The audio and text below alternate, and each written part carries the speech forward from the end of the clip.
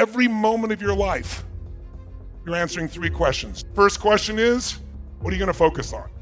So the most powerful decision we make, and most of us don't make it consciously, is what are we going to focus on?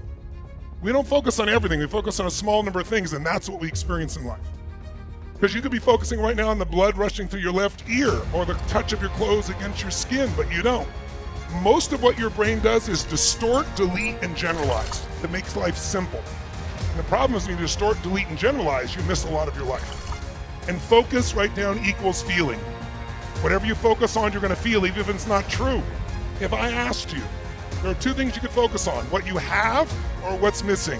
Which one do you spend more time focusing on? If your brain is constantly focusing on what's missing, how can you ever sustain happiness no matter how successful you become? It is impossible. What happens when you focus on what you have? You feel alive. You feel no scarcity. You feel joy. How many of you have lots of things in your life that if you focused on it, you can feel grateful for, you can feel excited about? How many got lots of things like this now? Say I. But it doesn't exist unless you focus on it. And we all have patterns of focus. Do you tend to focus more on what you can control or what you can't control, what's outside your control?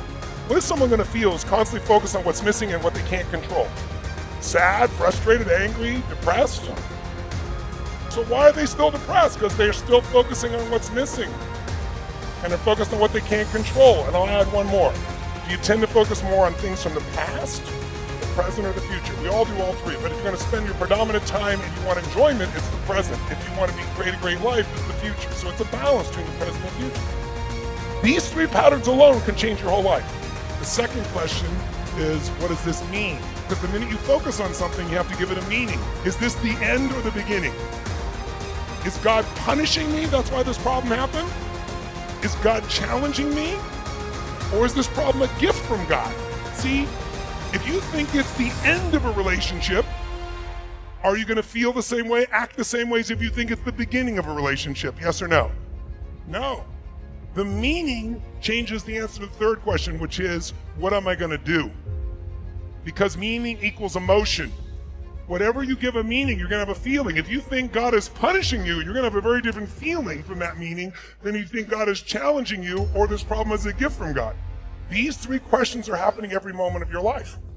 And if you're not careful, they take control of you. We are the people that create the quality of our life. We got to change what's going on here and here.